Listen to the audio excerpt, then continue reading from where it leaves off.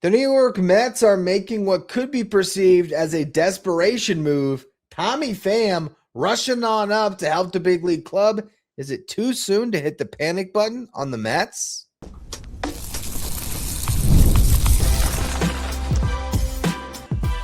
You are Locked On Mets, your daily New York Mets podcast. Part of the Locked On Podcast Network, your team every day. Hello to all you amazing Mets fans. You're listening to Locked On Mets, part of the Locked On Podcast Network, now the #1 sports podcast network. I'm your host, Ryan Finkelstein, and today's episode is brought to you by FanDuel. Right now, new customers can bet just $5. You're going to get $250 in bonus bets. If your first bet wins, head to FanDuel.com to get started. Now, the big news of the day was reported by Will Salmon of The Athletic late on Sunday night that Tommy Pham will be joining the Mets in Los Angeles for their series against the Dodgers. Now, this is a bit of a surprise just due to the timing of this decision because David Stearns, 4 days ago at the beginning of the series against the, I think it was the beginning of the homestand, because typically that's when he meets with the media. But I feel like it might have been just before this A's series. Regardless, this past week, David Stearns was asked about the state of the Mets. One of the questions he was asked was about Tommy Pham. And he just said that, Pham had just started playing in St. Lucie. He was going to get up to Syracuse, and they would see, what their needs were on the big league roster, but that it was just going to be a process of getting him ready to go. Well, he's played 5 games in St. Lucie. He's 2 for 12, 3 walks, 3 strikeouts. Now he's up. Granted, Tommy Pham has a lot of big league experience. Maybe he doesn't need that much time and that many at-bats to get ready. And I'm sure they called him up and Stearns says, hey, Tommy, are you ready to go play against the Dodgers? Or do you want to hang around in St. Lucie or go to Binghamton or Syracuse next? Tommy Pham's going to say, put me in the lineup tomorrow. I'm good to go. And so the Mets are making this move. And I think one of the reasons why you might be pulling the trigger on this now, Monday night, the Dodgers are going to be starting Justin Robleski tonight. And Robleski last year, he's a left-handed pitcher. He held lefties to a 194 batting average and a 586 OPS. Righties batted 279 against him with the 726 OPS. So when the splits are that stark, you might want to load righties in the lineup against Robleski, but in your outfield right now, that means Luis Robert, who will be in the lineup in center field after getting Sunday off. Tyrone Taylor is the other option. Now, they might still start Tyrone Taylor. But if you didn't want to start Brett Baty or Carson Benge against Justin Robleski, well, now you got Tommy Pham to give you a right-handed option. I will say, though, last year, Tommy Pham had reverse splits against righties. And an 82 WRC plus, reverse splits as far as him being better against right-handed pitching than left-handed pitching. And 99 WRC plus, that's weighted runs created plus, measuring hitters on a league average of 100. So he was about league average against same-sided arms. Against lefties, he had an 82 WRC plus.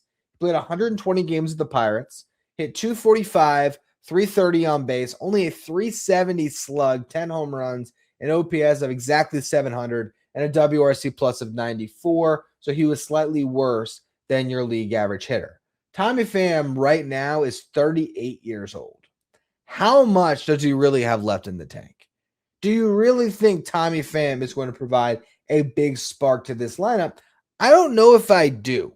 So it's not to say that I don't like this move because, what's the alternative? It's just right now you're kind of grasping at straws. I guess for me, it's just I don't expect Tommy Pham to be the spark that changes everything in the Mets. And now Tommy Pham all of a sudden is going to end up being the starting left fielder for the Mets until Juan Soto comes back. And then he's so good that he's going to start and right. Like I don't know if I think the Tommy Pham resurgence lasts this long. To me, it feels kind of similar to when, what year was it? Remember when Carlos Gomez came back and was on the Mets for a little bit and Rajay Davis had a little run? Like sometimes, I guess that was his last stop, 2019.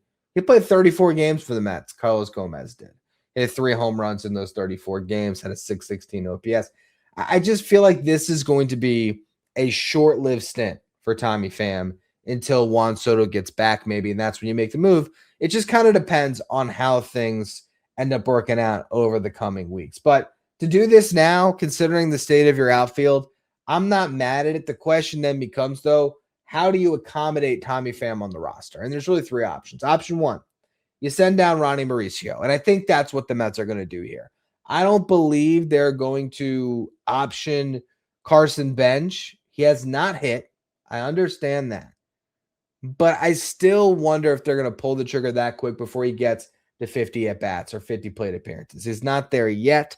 So I feel like maybe they stick with Benge for a little while longer. But if you're committed to playing Brett Baty in the outfield, you're committed to playing Tommy Pham now that you're calling him up, well, that could be your outfield, Luis Robert, and you have Jared Young and you have Tyrone Taylor as other options that you can mix in out there. So I wouldn't say it's impossible that Benge gets sent down and he'll get some time to work in Syracuse on his swing, but I just feel like there's a better chance that they give him a little bit more time. And if Carson Benge isn't hitting by the time Juan Soto is ready to return, at that point in time, maybe it's Benge. But outside of the walk-off hit, the only win the Mets had last week, we didn't see Ronnie Mauricio very much. And so if I had to guess, that's where they go. The only other option is to send down Jared Young, but Jared Young does not deserve that. He's hitting 7 for 20. So far this season, he's got a 350 batting average. He's only struck out 3 times in those 20 at-bats. I feel like Jared Young's spot is safe. And that kind of leads us to our mailbag of the day because we got some questions that really fit this discussion on the Mets outfield. So one of the questions is, why is Young batting third with Benge 7th? Help me understand Mendoza's rationale. That's from TJ Ferlenza on Instagram. And I think it's just based on the stats I just laid out, right? 7 for 20 for Jared Young this season. Carson Benge batting 130. So, yes, it kind of feels weird when Jared Young is in the top third of your lineup, but he's swinging a good bat, and you're just trying to mix things up. So, I'm not really mad at it. I don't know if that's going to be a consistent thing with Jared Young batting that high, but I just think that he's swinging a better bat than most guys in this lineup, so it makes some sense.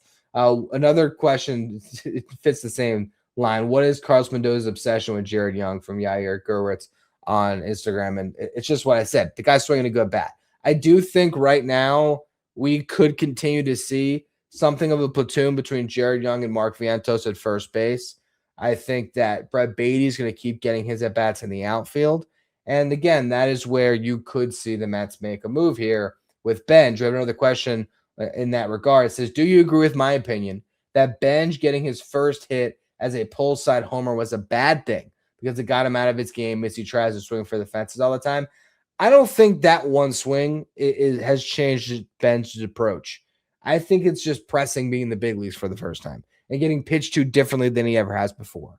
I just think it's a huge jump for a guy to make because he's basically jumping from Double-A straight to the big leagues. So that's really the only thing. I don't think that one swing screwed him up. I like if Carson Benge didn't homer, do I think that he'd be playing better? I don't think so. Another question when it comes to Benge. Once Soto comes back, how long do you give Benge if he doesn't turn it around? And I think that is really the question. If he doesn't turn around by the time Soto comes back, and let's say Tommy Pham is swinging it well or Brett Baty is swinging it well, at that point in time when you know that you have Luis Robert and Juan Soto who are going to be in there most days, and Soto should be in there every day, you got one spot in the outfield, it's kind of a competition until Soto comes back. And if Carson Benge isn't hitting by then, and now he's got 75 plate appearances under his belt, and he's still not swinging it, then I think you make the move. Another question kind of in that regard from the same insider is one of our texters, one of our Locked On Mets insiders. He says, as far as Brett Baty, he says he isn't athletic enough to play a good outfield. He's okay at best. We saw his bad route and lack of speed on the fly ball on Thursday night. Would you move forward with him in right field if Benge starts to turn it around and Pham plays well in AAA? Well, now Pham's up at the big league club. I think that Brett Baty in right field is only going to be a thing if he hits enough. And if Mark Vientos hits enough, and or Jared Young. If there's no place for Baty to get his at-bats in the infield, and he's swinging a really good bat, then you put him in the outfield. If he's not hitting, well, he becomes a bench utility piece. And if Benge is, well, then there's your answer. So if Carson Benge hits, he's your starting right fielder, point blank, period. So I think that's where we're at here. I imagine moving forward with Tommy Pham now in the fold, you are going to see a lot of mixing and matching in the corners. And you'll see Carson Benge start whenever Luis Robert is not in center field. I think Carson Benge will be, but you're going to see a lot of mixing and matching. You might see an all right-handed outfield against lefties like tonight with Tyrone Taylor and Tommy Pham getting in there. And I think Benge and Baty are going to be in there against most righties. And you'll probably get a little bit of mixing and matching where Pham might start against some righties as well. As I mentioned last year, he was better against right-handed pitching than left-handed pitching, and the hot hand will play. So I think that's how Tommy Pham is going to get acclimated to this roster. We got plenty more questions. We still got to talk about a roster move the Mets made on Sunday for their bullpen. So we're going to go through that. We're going to answer more questions. A lot left to discuss on today's show.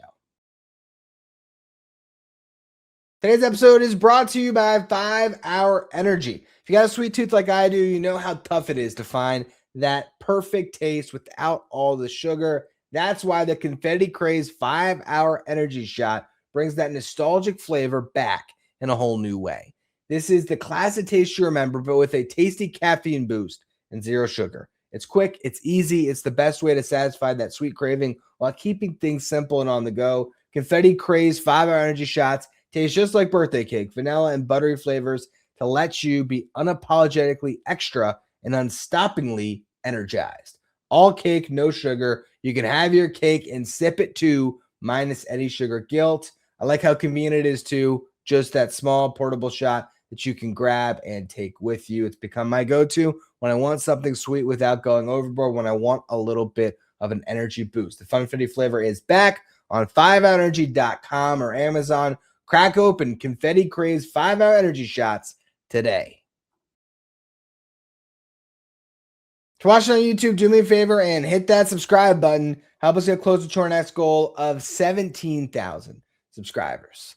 Let's talk a little bit here about the bullpen moves that were just made. So, on I believe it was Saturday or maybe it was Friday, the Mets made the first roster move where they DFA'd Richard Lovelady and they called up Craig Kimbrel. Kimbrel threw a good first inning. The Mets, I think, like having his leadership in the clubhouse as a veteran, and they really do think he can get big outs for them. So that move made sense. The move on Sunday was a little bit more surprising as Luis Garcia was DFA'd, and Garcia was brought in with the idea that he'd be a big piece of the bullpen. He had a great run in the second half last year with the Nationals and the Angels, but he was bad with the Dodgers and got DFA'd last year too. And he, in 6 games of the Mets, gave up 5 earned runs, had a 7.11 ERA, only struck out 4 in 6 1/3 innings pitched. So he just really wasn't throwing the ball well. And so I think it made sense for the Mets to make that move. I did get a question about this for our mailbag from Andrew Ranelli on Instagram. He said, I thought the DFA of Garcia was quick. Why wasn't Lambert called up? So to answer the first part, look, I think when you have AJ Minter on the mend, you know that you're going to need a spot in that bullpen soon. I think the Mets intend to keep Craig Kimbrel in this pen for a little bit. So if eventually you're looking to get to a bullpen that's going to be what you've already had this year, which is Devin Williams, Brooks Raley, Luke Weaver as your back-end arms, Huascar Brosban's pitching himself into leverage as well, Tobias Myers, Swiss Army knife, you have Sean Manaea in there for now, and then it'll be Craig Kimbrel and AJ Minter. If that's where you're going eventually, you don't want to call Ryan Lambert up. And if you're not familiar with Ryan Lambert, he is one of the Mets' top pitching prospects, particularly their top relief pitching prospect, a guy that has closer potential, throws ridiculously hard. I mean, look at, I'm on his Fangraphs page. They have his fastball as a 70 grade pitch with an 80 grade future value, which is insane. His slider is good too, but he has to work on his command. And his first appearance in Syracuse, he walked 3. So there's still some development to be done there. And Ryan Lambert is not Rule 5 draft eligible until December of 2027. So that means that if you don't add Lambert to the roster this year, you still don't have to add him to the 40 this offseason. So you're not going to jump to make that decision because you're just going to start his service time clock. You're going to turn this into an option year when it doesn't need to be. And option years are extremely valuable for a reliever. You get 3 of them. You don't want to burn one this year unless you really know that he's going to pitch for your team. And the thing is, if Ryan Lambert comes up and he never goes down, you don't use the option year. But if you called them up tomorrow and you have him in your bullpen, well, guess what? If when AJ Minter comes up, you have to send somebody down, Lambert is the guy. Well, now you burned his option. You started his service time clock for what? For a couple appearances? It makes sense to keep Lambert where he is. And when it came to the decision to call up Gerber, he's just the shuttle squad, the next arm. Because if Gerber throws 35 pitches tonight, Austin Warren could come up tomorrow. Austin Warren, though, pitched on Saturday. So when the Mets made the roster move on Sunday, he was ruled out. Alex Carrillo, who's on the 40-man roster, pitched on Saturday. He was ruled out. Dylan Ross is on the 40. He's hurt, so he's ruled out. It was really Jonathan Pintaro or Joey Gerber on the 40 that were eligible to come up. They could have called somebody that's not on the 40, but again, the Mets are making a simple roster move here. Gerber has a little more dirt under his spikes, 20 innings pitched in the big leagues. For Jonathan Pintaro, he has 2 outs, and he gave up a ton of runs in his one appearance with the Mets last year, so it makes sense to go with Gerber for now. The other 40-man options, Jonah, Tong, and Christian Scott are starting pitchers, and that does lead to our next question from the mailbag, which is from one of our Locked On Mets insiders on our texting service. It says, the team has strong pitcher prospects in the high minors. There's an argument that too many innings shouldn't be expended in the minors. At what point does it make sense to either bring these guys up or limit their minor league innings? I think if you're talking about Jonah Tong and Christian Scott, or even Jack Weniger, the other top pitcher prospect in Syracuse, these guys still have reason to be pitching in AAA. For Jonah Tong, he's got a lot to work on. He's still trying to figure out what that fourth pitch could be. Is it his cutter? Can he continue to refine his curveball? Can he land that pitch for a strike, in the zone at all? A lot of things that he needs to work on. So he needs to make starts. He needs to be on a normal routine. And if at some point the Mets have a need, yeah, you can call on Jonah Tong, but he's just not ready for that. And so there's no reason in my mind to call up Jonah Tong right now unless you have a big need in the rotation. And I might go to Christian Scott first. But Christian Scott needs to be pitching right now because he's got to build back up coming off TJ. So it doesn't make sense to limit him either. I do understand that kind of notion of wasting bullets in the minor leagues. Like last year, you could certainly say the Mets wasted some bullets on Nolan McLean in the minors that they could have called them up sooner. Maybe it made a difference for how they finished last season. But the other side of that argument is maybe he was able to hit the ground running so well because he was ready when he got called on. Also, we know they're probably playing for the PPI a little bit, but that is neither here nor there. A lot of questions we got in this mailbag about Carlos Mendoza. Let's rattle through them all because they're all basically asking the same thing. One from Nicholas Sinisi. I think that might have been Instagram, but don't quote me on that. Regardless, the question was, how long before Mendy is on the proverbial hot seat, or is he already? Another question we got, this is from Instagram. Donald Michael asked it, what type of job security do you think Mendoza has at this point? And one of our insiders texted, do you think Mendoza is the right man still to lead this team? So I'm going to work my way backwards. Is Mendoza the right man to lead this team? The front office thinks he is. Ownership thinks he is. I am not going to question a manager 16 games into the season. But when you're asked the question, what type of job security do you think Mendoza has? Do I think it's impossible that he gets fired during the season? No. I don't think the Mets want to go there. I don't think that they want to clean house or make any big moves in the middle of the year. And I do think that management really likes Mendy, but he is in some respects on the proverbial hot seat because it's going to be a conversation. It just is. I don't think they'll pull the trigger because, for one, I think this team's going to start to play better at some point and hopefully at some point soon. But I also just think that that's kind of against their MO to get rid of a manager in the middle of the season. But if the team's awful and you have no other way to spark them, yeah, you could see Carlos Mendoza as the scapegoat for a roster that's not performing. If this season is an epic failure, how long does Stearns get to turn it around? This is from Trill Will V on Instagram. I don't think David Stearns is on the hot seat whatsoever. David Stearns has a 5-year contract. I don't think that he is going to be on the hot seat until the final year of that 5-year contract. This guy's a great executive. People will say I'm wrong about that, or they'll think I'm crazy because his team's so bad. Give it some time. The 2024 Mets went to Game 6 in the NLCS, and they had no business being there, and that was largely due to some really smart signings from David Stearns and some really good roster management throughout that season.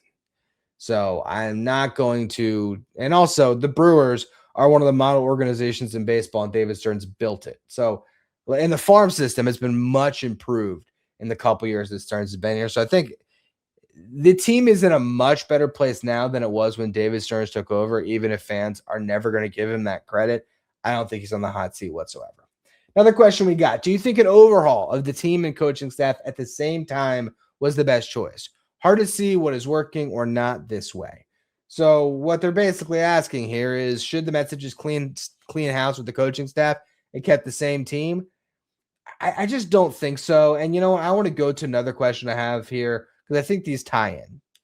This question, I think it's from one of the insiders. Regardless, it's frustrating. It's frustrating watching teams like the Dodgers and Braves build franchises that are fun to watch. In the Cohen era, in parentheses says, not that it's his fault, we have seen so many different GMs' opinions affect this team's core. This team needs an identity. As fans, it's been hard to root for a team when it feels like you're just rooting for laundry. I get that this is a brutal start. I do. But the Mets had an identity, and that was Pete Alonso, Brandon Nimmo, Jeff McNeil, that core. And they decided to move on from that core. I don't think that had to be mutually exclusive where you kept the same coaching staff, brought in new players. I think it was just start over in a lot of ways. Start over building around one of the best farm systems in baseball, Juan Soto and Francisco Lindor. And I don't think that was a crazy way to go about the offseason. I think it made sense. I think that we were all praising where the Mets were at the end of that offseason. After the trade for Freddie Peralta, we were all like standing up and giving this front office a round of applause. And I know it's 16 games that have not gone well, but it's only 16 games, okay? And you've been without your best player for a week now. Let's just let things play out. I don't have a good take on if the coaching staff or the players if it's the right call yet, because it's just too early to jump to any conclusions. Yeah, you can look at Brandon Nimmo and Jeff McNeil's numbers right now and say, man, you blew it in trading those guys. But if Brandon Nimmo 3 years from now is unplayable in the outfield and injuries have caught up to him and he's still making $20 million a year, you're going to be happy that you made that move. Or if things gel in the outfield and Carson Benge lives up to his potential this season, you have Juan Soto and Luis Robert all playing well and Jorge Polanco is crushing it at DH, you're not going to regret these moves. We just have to see what's going to happen over time with them. So, again, I'm really not going to go down the rabbit hole of thinking that the whole offseason was a mistake, because you have to just buy into this new team for a little bit. And yes, it's hard to get invested in a roster where it's all new faces that aren't performing. That makes it really difficult as a fan because you don't have anything to draw on in the past. If it's Pete Alonso, he's your guy, right? So if he's off to a brutal start, even though you can get frustrated, maybe it's a little bit easier to still root for him, right? To root where it's Marcus Semien and it's just a new face that's not performing. And it's just kind of like, well, this guy doesn't even feel like a Met yet. And why did we make that move? And you're watching Jeff McNeil outplay him in a series, right? So I get the sentiment, but this again, you need to wait and see this thing play out a little bit longer. Another question we got here: is Lindor's attitude too negative regarding the recent losses? It says, I'm a fan, but his history of saying, I need to do better, we need to do better, while at times true, puts a negative spin, pressure, and judgment on himself and the team. I think that right now I'm concerned about Lindor in general, and I've expressed that on this show.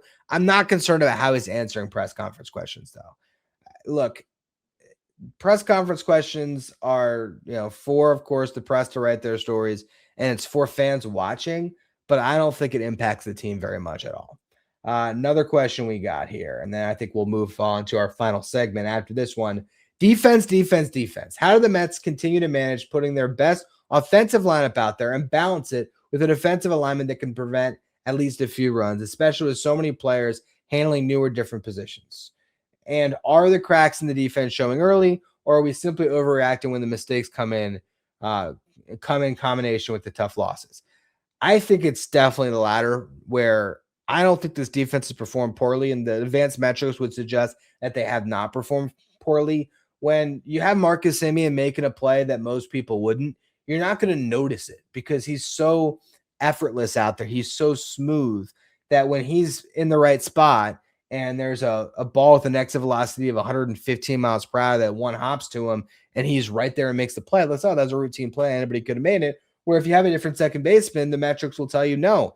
A lot of second basemen aren't making that play. So I think when it comes to run prevention, the Mets got better defensively up the middle. That was the goal. They got better by having Marcus Semien at second. They got better by having Luis Robert in center field and giving you a bat that can defend. And they also got better trading Brennan Nimmo's glove for Carson Benge. Those are the places where they got better defensively. And as long as Benge eventually hits and can hold down right field, this defense is going to be considerably better. If Brett Baty has to be out there in right field because Carson Benge isn't hitting, yes, you're still weak in the corners in the same way that you're weak in the corners with Juan Soto and Brandon Nimmo.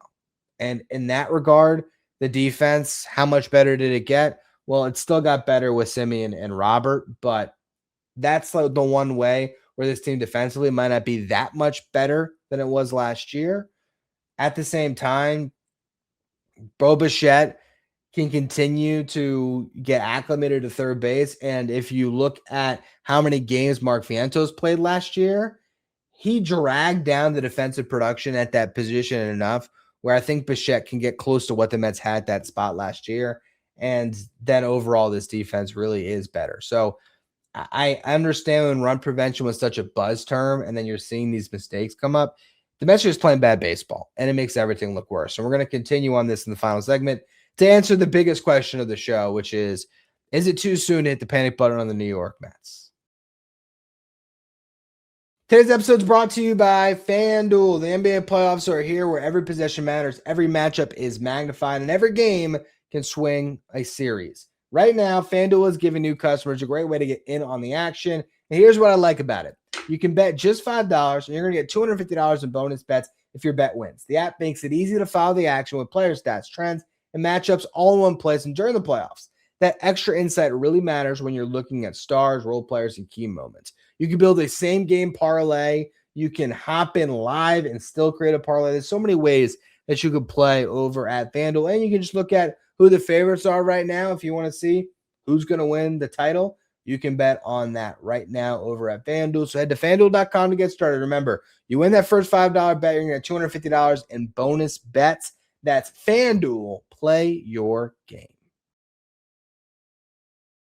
Today's episode is also brought to you by TurboTax. It's tax time, but for a lot of us, the old way of doing taxes is a lot. Trying to book an appointment that's not the most convenient, sitting in a waiting room with a stack of papers, emailing back and forth, and wondering if they're ever really going to get to your situation. But this year, you're getting a major upgrade with Intuit TurboTax, which now has in-person locations nationwide where you can meet face-to-face with a real tax expert and get your documents uploaded straight to your TurboTax app on the spot. And just like that, you're done. Your TurboTax expert works to get you every dollar you deserve while you get real-time notifications as you go about your day. It's the relief of walking in, meeting a real person, and walking out knowing your taxes are being handled the right way. Head to TurboTax.com/local to find a store near you and book your appointment. Thank you for making Locked On Mets your first listen every day, and thank you for making Locked On the #1 sports podcast network. All right, we got a few more questions. The first one is the biggest question that we have on the show today, and this comes from Yair Gurwitz on, I think, Instagram. He says, is it too soon to hit the panic button? If you listen last segment, I think you can see where I'm going. Yes, it is too soon to hit the panic button. Here's why. Where are you hitting the panic button? Are you hitting the panic button in the rotation? Well, yeah, Kodai Senga had a bad start. David Peterson's had 2 bad starts, but Freddie Peralta just had a great start over the weekend. You have Nolan McLean, who had a great start last time out. Clay Holmes had looked really good. That's right there, 3/5 of a 5-man rotation. If Senga's not good, guess what? Sean Manaea just looked good out of the bullpen. So Manaea is an option to replace Senga or Peterson at some point down the line. You have Christian Scott. You have Tobias Myers. You have Jonah Tong. You have Jack Wenninger. You have depth in the minor leagues that can help you. So, no, I'm not panicked about this rotation in the slightest. Last year, the Mets did not have Freddie Peralta and Nolan McLean. They do now. So those are the 2 frontline arms that can help float this rotation, and I think Holmes is going to be good. I think Peterson's going to be better. I'm not worried about this rotation yet. The bullpen's been good this year, And if you get to a bullpen that's going to add AJ Minter into the fold, well, now let's just say Minter's as good as he has been in the past. You got Devin Williams. You got your two lefties that can pitch and leverage in Brooks Raley and AJ Minter. You got Luke Weaver, who's had 2 bad appearances, but was largely good prior to that. You have Huascar Brazaban, who's been great.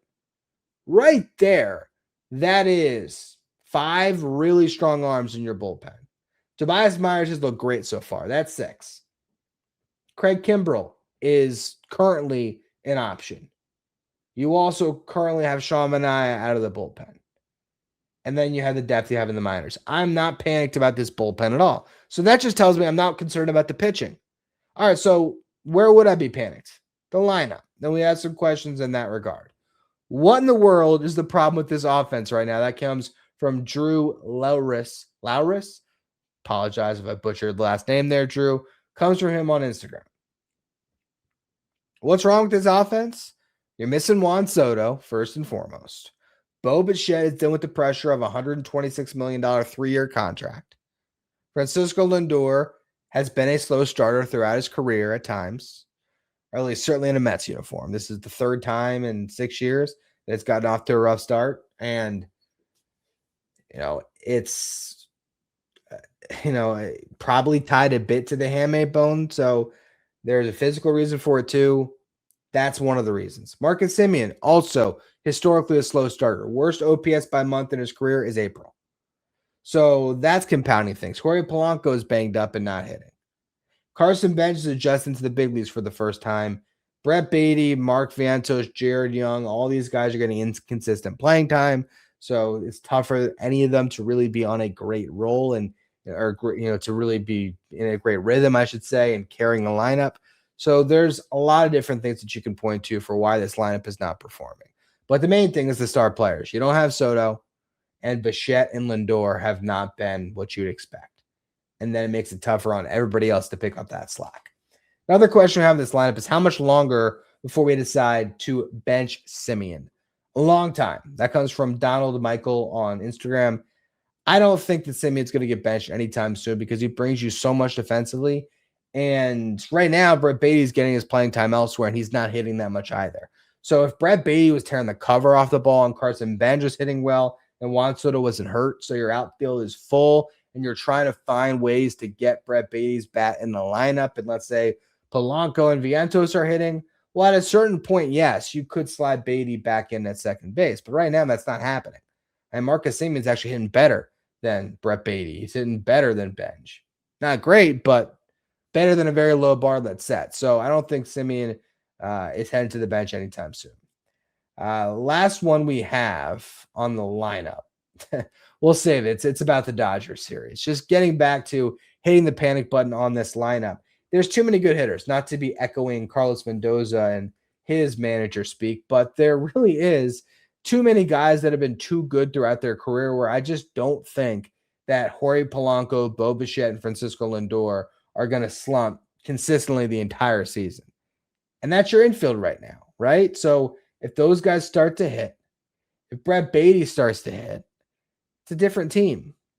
So I just think that there's enough guys here that I think will figure it out. I also still believe that whether it's now or whether it's after a stint in AAA, I do think Carson Benge is going to be a positive impact on that lineup at some point this year. And the biggest thing why I'm not panicked about this lineup is because Juan Soto has a minor calf strain.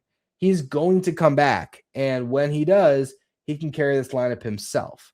So the Mets just have to keep their head above water right now, which is going to be easier said than done. And that leads me to the final question that we got for today's mailbag. In your opinion, who will break out offensively against the Dodgers during this series? And it came from optimistic Mets fan. So who is due to break out in this series? It's tough. I think Bichette is really due to start having one of those series that he's known to have where it's Bo Bichette in this series goes 8 for 14 and he's just raking, and he has a couple 3-hit games. Like, I think Bo Bichette is one name that I would circle for sure. Another one is, I don't know. I feel like just because it's the new thing and it could be a story for a day, maybe Tommy Pham has himself a game tonight. Tommy Pham back up in the big leagues. Maybe he has himself a day. Those are the few names that I'll pick for now, but I am going to do a full series preview. They'll be out later today, probably in the afternoon. I might wait until we get word on who the roster move is for Tommy Pham, so we have that to react to. But we're going to do a full Dodgers-Mets series preview. You're not going to get a game tonight until 10:10 Eastern, so we'll have a lot of time. So the goal for me would be get that show up so you'll have it for your drive home, coming home from work, and tonight to gear yourself up for the series. So look out for that. I know I mentioned on yesterday's show I might do a minor league heat sheet. For some reason, I was thinking the Mets had an off day on Monday. They have an off day on Thursday, so we're going to save that day for a minor league heat sheet where we'll recap the final game of the Mets series against the Dodgers, and then we'll have a second show on Thursday where I'm going through all the Mets top prospects at each affiliate right now, who's off to really good starts. So stay tuned for that later on this week. I appreciate all of you for tuning in, and I appreciate all of you for submitting questions to our mailbag. If you want to be a Locked On Mets insider and make sure that your questions are always answered with a direct text line to me, you can go to subtext.com/LockedOnMets or find a link in our episode description. Thank you all who are following on Instagram and Twitter and all those different places that submitted questions. I appreciate you all. Check out everything we got going on social. There's a much bigger presence now that we have our intern in place. So make sure you're checking out all the good stuff he's been pumping out across the board. Follow, rate, review, wherever you get your podcast. Subscribe if you're watching on YouTube. Thank you for making Locked On Mets your first listener, your first watch every day. And thank you for making Locked On the #1 sports podcast network.